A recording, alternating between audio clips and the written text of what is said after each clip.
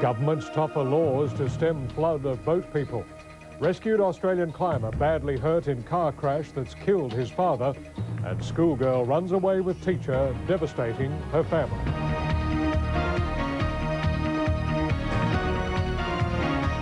From National 9 News, this is Nightline with Jim Waley. Good evening. As the government prepares to take an even tougher line in a bid to stem the tide of illegal immigrants, it's come into open conflict with the Uniting Church. The Church has called for an end to mandatory detention of immigrants amid claims the policy is racist. But Immigration Minister Philip Ruddock says it's time to send a clear message to people who try to enter Australia unlawfully. They're not wanted and won't be allowed to stay. Laurie Wilson has our report. What began as a trickle is threatening to become a deluge.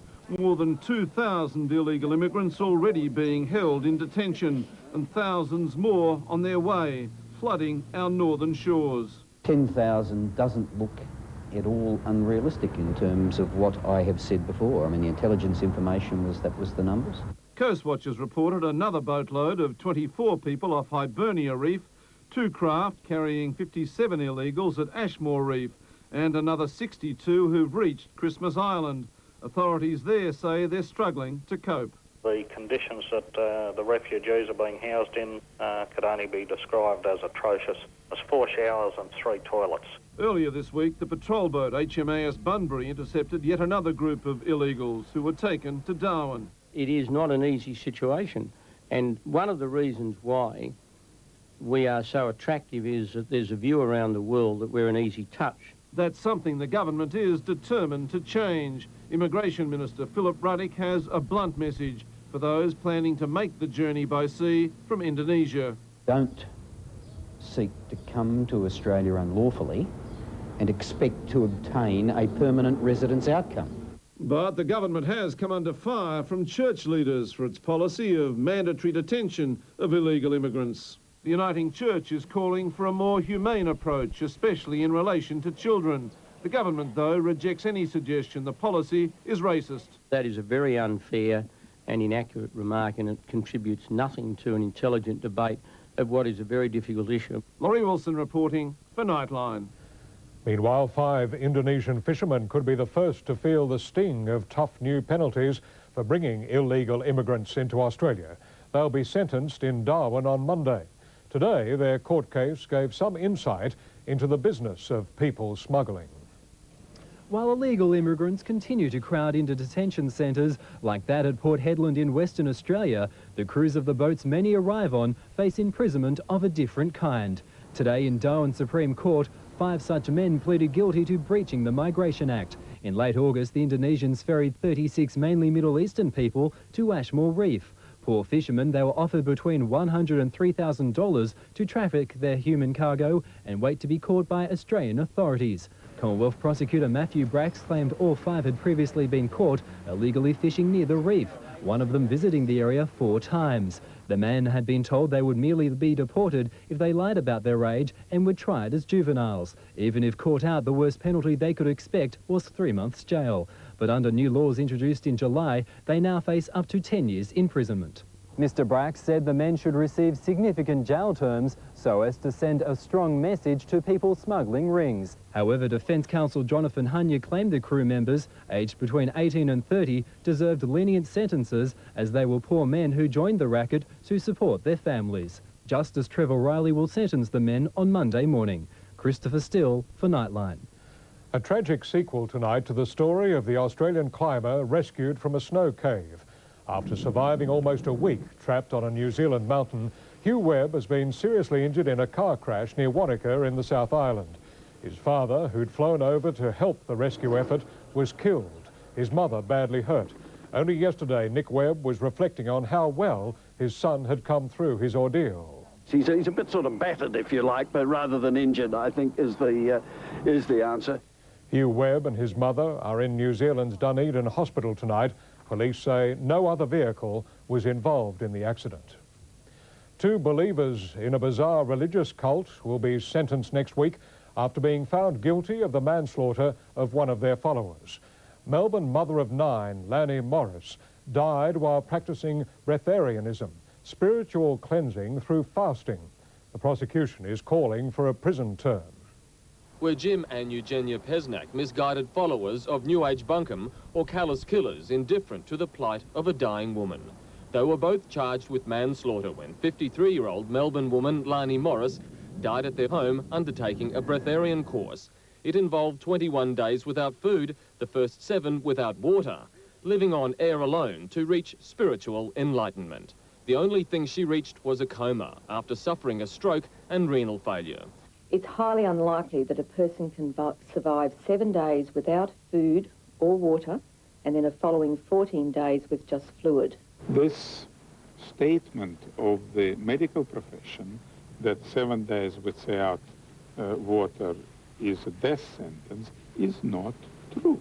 She was referred to the Pesnaks by Jas Maheen, leader of the movement. It's not about starvation, and it's not about fasting. It's about matching frequencies with this divine force that drives every breath. The Pesnaks protested their innocence, denying they were indifferent to Lani Morris's plight as she deteriorated. Lani died because this process to achieve that state of being able to ingest God's life, you have to cleanse yourself.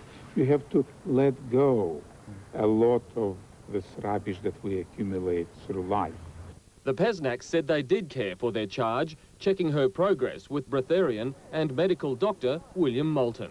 The process was quite remarkable in that it doesn't follow normal medical process. Andrew Trewin for Nightline. The school-age crush on a teacher is an old fantasy which usually remains just that. But in Melbourne this week, a Year 11 girl's love for her teacher made them the centre of a police search, a family's anguish, and a scandal over classroom ethics. Crystal Rollston is alive and well, and that's about the only comfort her family is taking from the events of this past week. I'm upset, I'm distraught, I'm angry, I'm hurt. Missing, feared, kidnapped 17-year-old Crystal was the centre of a 3-state police hunt after she disappeared last Friday. I just want my baby, please. Oh, we're such a close family. In fact, she had eloped with this man, her high school accountancy teacher, Quinn Nguyen. She did have a school called crush on this teacher, and he's taken full advantage of that. 25 years old, married, Mr. Nguyen resigned from Melbourne's Brentwood Secondary College on Tuesday. His file has been stamped never to be re-employed. He apparently gave Crystal a mobile phone and $1,000 to get to Adelaide. They hope to have a life together.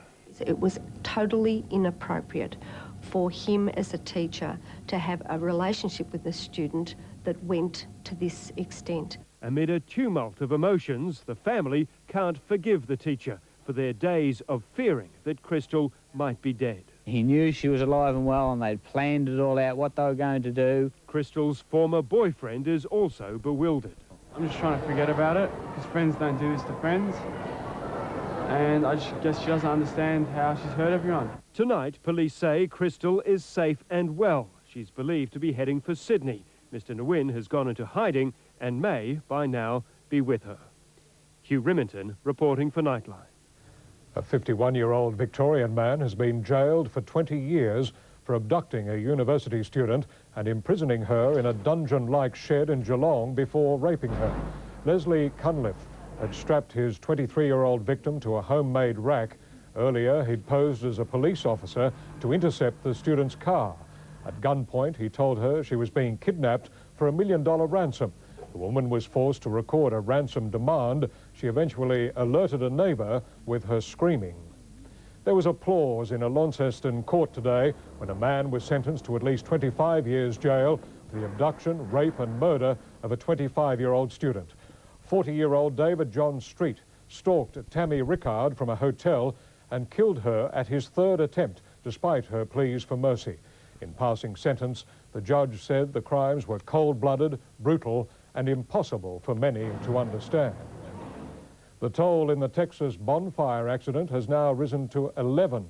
The bodies of 2 more university students found tonight amid a tangle of logs. Rescue workers are continuing to carefully dismantle the towering pile of timber, fearing more bodies could still be trapped underneath.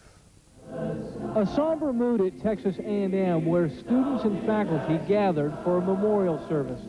They comforted one another and prayed for those killed and injured in the pre-dawn tragedy. Nearby, rescue workers continued the painstaking task of removing the collapsed logs one by one in search of more victims. It's critical that the dismantling of this stack be in an orderly fashion. It's like pickup sticks. These logs are all intertwined. Dozens of students were working on the 40-foot structure when it caved in. Caleb Hill was in a harness, helping swing the heaviest logs into place. He was left hurt and dangling from his guide wires. When it first started leaning, you could hear a cracking sound, and then it just kind of shoved me into the wood, and I swung back down around. I was hanging there dazed. I had at that time broken my nose already and my wrist. Lighting the bonfire has been a tradition at the school for nearly a century, the culmination of a giant pep rally before the Aggies' annual football game against the Longhorns. This year's event has been canceled. Well, I think it's evident that there will not be a bonfire this year. So the annual bonfire that for 90 years has been a source of excitement and celebration for Texas A&M students, this year will be a source of sorrow and remembrance. Thousands of Queensland teenagers who've just finished high school are heading for the Gold and Sunshine Coasts for the infamous Schoolies Week. Up to 100,000 students are expected to hit the surf strips, and given the violence, drunkenness and pranks in previous years, it's a time of high anxiety for locals. It's the worst week in our life. I don't think you'd find a building manager anywhere on the coast who didn't absolutely dread this week. Extra police are on duty and have warned the school leavers to play safe if they intend to play hard.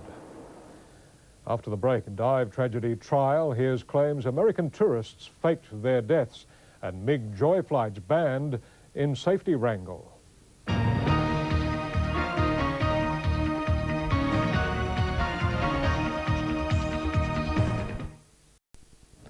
The theory that American divers Tom and Eileen Lonigan deliberately staged their disappearance on the Barrier Reef was aired again today during the dive boat skipper's manslaughter trial. But Eileen Lonigan's mother ruled out the idea and denied claims her son-in-law had a death wish. For people left for dead on St Crispin's Reef, Tom and Eileen Lonigan were really getting around, according to a series of witnesses who claimed to have seen them in the days, weeks and months after they vanished. On the day they were reported missing, they bought maps in a Port Douglas bookshop, then later allegedly spotted in Cairns buying a pizza, in Harvey Bay, at the Rocks in Sydney, in Darwin and in a post office in Melbourne. In all, 23 sightings, all dismissed by investigating police and by the Crown's final witness, Eileen's mother, Kathy Haynes. They were happy and looking forward to starting postgraduate studies at the University of Hawaii, she told the court. Opening the defence for skipper Jeffrey Nan, barrister Tony Glynn insisted the Crown must prove the Lonigans are dead or their case doesn't get off the ground. It must also show Nan had a reckless disregard for his passengers. Nan agreed his primary responsibility as master of the Outer Edge was the safety of my passengers and the safe navigation of my vessel. But when he repeatedly queried senior dive instructor George Perihue about the head count, he was told all 26 passengers were on board and to get out of the road and leave it to the experts. The trial continues. Gavin Alder for Nightline. Striking nurses at Sydney's Westmead Hospital have warned that today's action might be just a warm-up for a statewide campaign.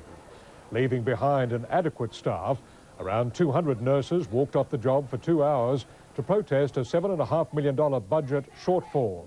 They believe that will mean fewer surgery hours, fewer maternity admissions, and up to 40 more bed closures. The government has stressed there'll be no more beds closed without a matching drop in demand. But nurses have warned the dispute will spread unless there are long-term answers. It was the turn today for public interest groups to have their say at the inquiry into so-called cash for comment on Sydney radio. There were calls for a register of sponsorship as well as a ban on personal endorsements, backed up by the threat of legal action.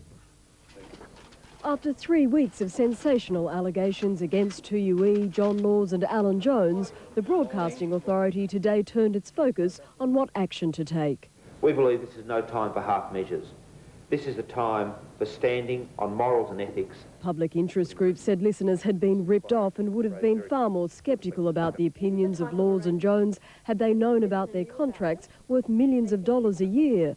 A raft of tough recommendations have been put forward, including immediate conditions to be placed on 2UE's licence, tougher broadcasting laws, a register of sponsorship deals on the internet, and a ban on personal endorsement deals for broadcasters, or at the very least, clear disclosure to listeners. And if the parties to those agreements aren't going to fess up to them, then the law's got to make them.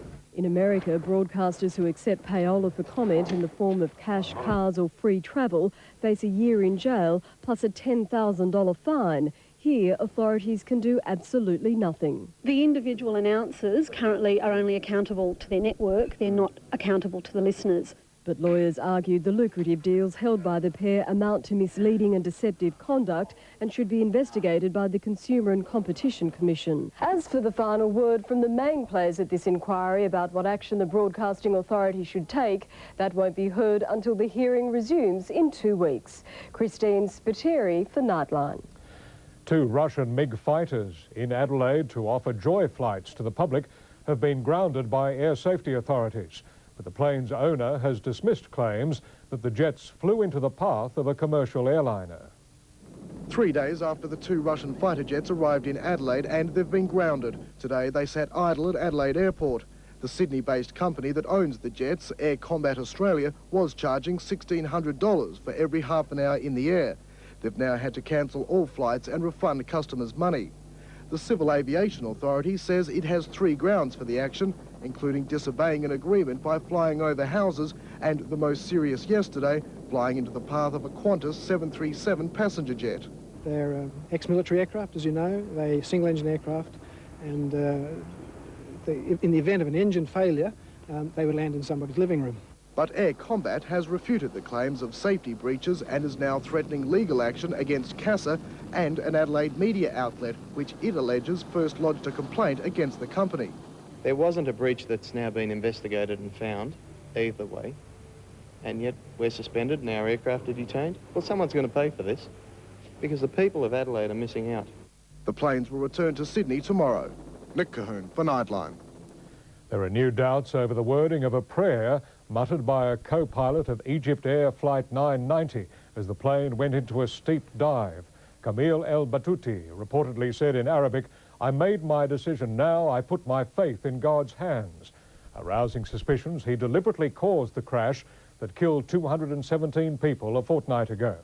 But with Egyptian aviation experts arriving in Washington to take part in the investigation, it's now thought the words, "I made my decision," were actually notes written by analysts working on a transcript of the cockpit voice recorder. Boris Yeltsin has rejected Western criticism of Russia's latest offensive in Chechnya. Mr. Yeltsin left for home early from a European security summit in Istanbul after other leaders condemned the civilian deaths and the plight of refugees. US President Bill Clinton led pleas for Yeltsin to stop the offensive, but the scowling Russian leader said the West had no right to criticize or interfere in an internal affair. British Prime Minister Tony Blair and wife Cherie are expecting their 4th child. 45-year-old Mrs. Blair revealing today that she's 3 months pregnant. The couple say it's been a delightful shock. The youngest child will be 12 when the new baby is born in May. London tabloids were quick to calculate that the baby was conceived on the Blairs' recent Italian holiday. The new arrival will be the first born to a serving British leader in 150 years. In a moment, the latest sport with Mark Barlin and a great fight back by Pakistan in the 2nd test. That's right, Jim. A brilliant spell by Mushtaq has given the visitors a big chance in the 2nd test. Also tonight, Brisbane's turn to hail the Wallabies and another race at the Ford Open. Just amazing. Good evening. Pakistan has bowled itself back into the 2nd cricket test against Australia in Hobart. The home side looked in total control at 2 for 196 before losing their last 9 wickets for just 55. Mushtaq, the destroyer, with 6 for 46. At stumps, Pakistan was 1 for 61 in their second innings.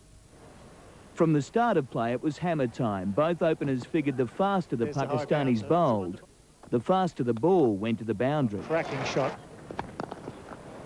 Great shot. Oh, well played. Lovely shot. He's on the front foot playing a cut shot. About 143 Ks. Blewett brought undone by brilliant wicket-keeping. Mohan Khan takes that right-handed. What a lovely catch that was.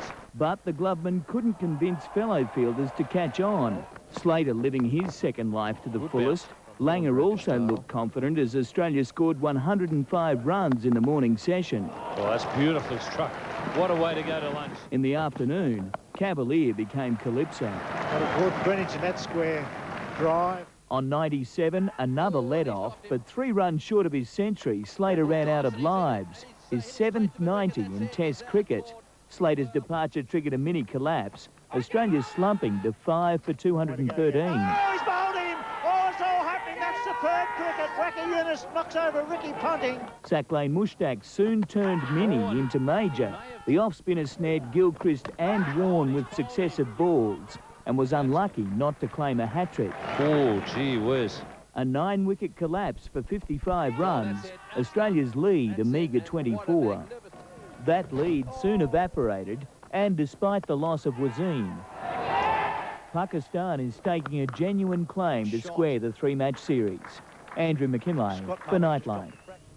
In the Pura Milk Cup, Western Australia has taken first innings points against South Australia, but only just. The Warriors declared at 9 for 314, a lead of just 5 runs. The Redbacks had knocked that off by stumps on day 2.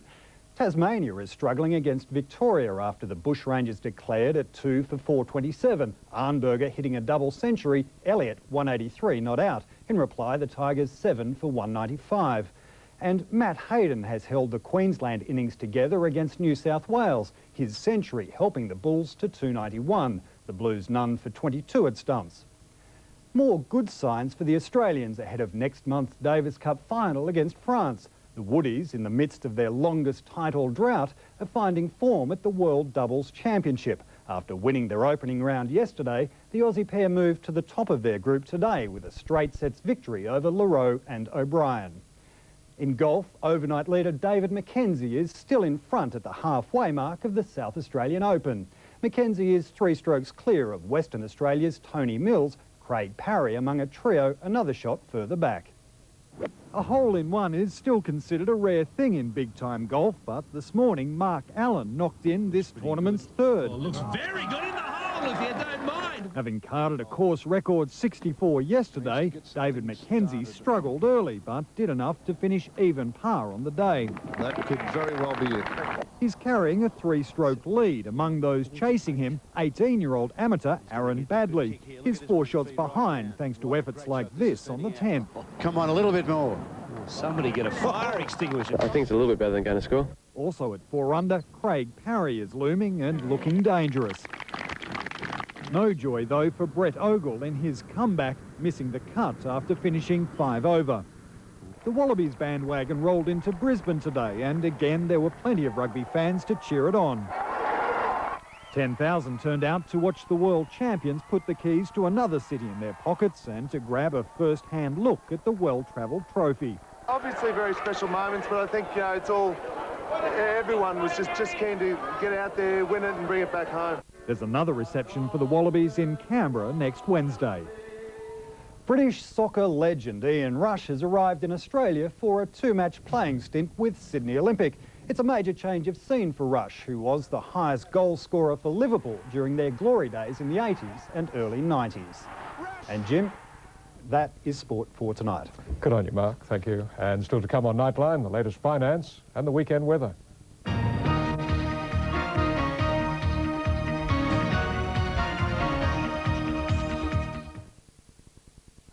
Now to finance, and the Australian share market ended the week on a strong note, with the All Ords closing 21 points up. In Tokyo, the Nikkei was up 38 points. In London tonight, the FT100 almost 10 points up in morning trading. Gold is fetching $293.85 US an ounce.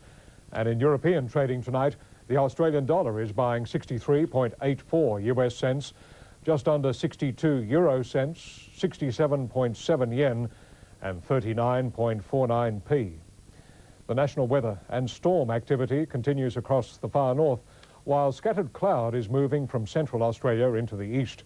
A low dominates the continent, while a high is developing in the Bight. The forecasts: late storms for Darwin, fine in Brisbane, fine also in Sydney, Canberra, Melbourne and Hobart, some rain for Adelaide, but in Perth it should be a fine day tomorrow. That's the news this Friday night from all of us here at Nightline. Have a great weekend. Good night.